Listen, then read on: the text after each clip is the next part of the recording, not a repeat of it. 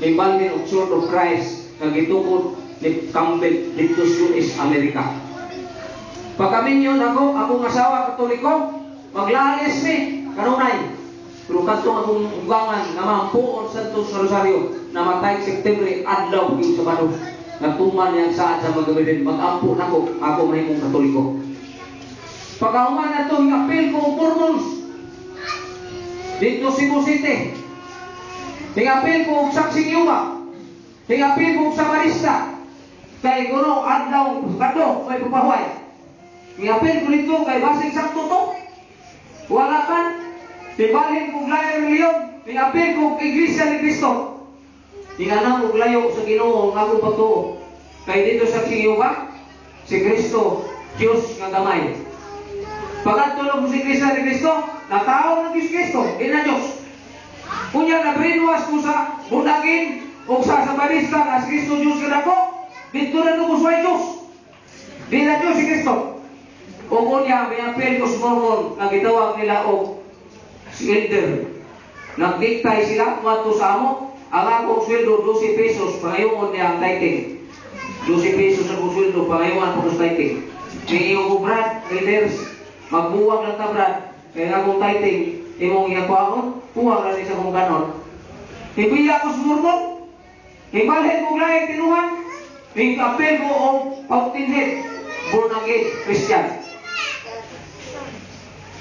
Nahunong ko pagkamatay niya. Na naman gihakot ang iyang Tanang Santos kaya malay. Gisuod og sako. Gihog sa iyang bisreksok diya sa upon. Na may bisreksok diya sa upon. Gihug niya ang Tanang Santos. Dangtang 5 kadlaw nawa siya siyang bisreksok. Dito siya may ilpon og lutaw. Niadto iyang iglunod nga mga santos nga kahoy.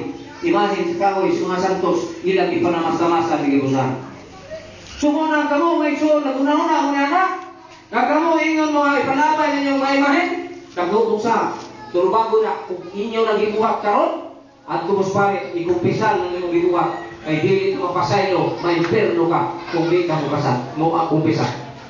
Sala ang dako, pagpanamas-tawa sa imahin, labi nag-blessed na. Sumo na itong simbahan, inigabot na ito nila, kay na ang Ginoo, unumot, dito nila, kay na ang Ginoo, nining altar, kanang itong talan, puting no, Ginoo na. Di kay morning suloy-suloyan yung tapil kaya Ginoo diyan nagpahuway. So respeto ka sa mga imahen kagana giblessing mo na ang simbahan. Naalas Biblia Exodo 5:5 18 katos 22 nagingon ang Ginoo pagbuhat og duha ka buok kilubit. Kuy butang sa inyong altar kay sa ilang mga mata mutanaw ko kaniyong musimba.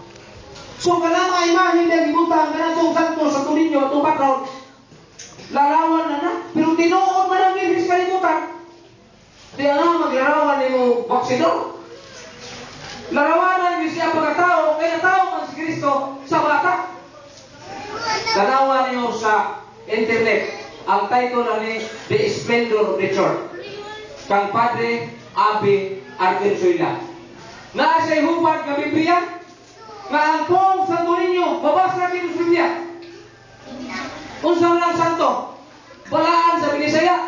Ninyo, bata. Balaan, bata. Sumurang mga larawan nga nasa tumbalay ato ng Tagalog, dakong, respeto. Di na ito ipanglabay, susya ko, ibubalhin ng tinuhan. Ato kasi sila, nadawat na gagawa kaya ini. Sumay lagi. Ang simbahan, naway, larawan, pingi, noy. Asa mo mong kita ang kwarta na kanang tinuhin kung may larawan. Amen? Unsa man gyud kanang nga ay larawan. Unsa man kwarta na may larawan. Piki na kung Pilipinang mani di na may kwarta na ay larawan nga di Pilipino. Pero sa kwartang Pilipino, di gyud ka makita nga ang kwartang Pilipino nga kwarta nga may larawan sa mga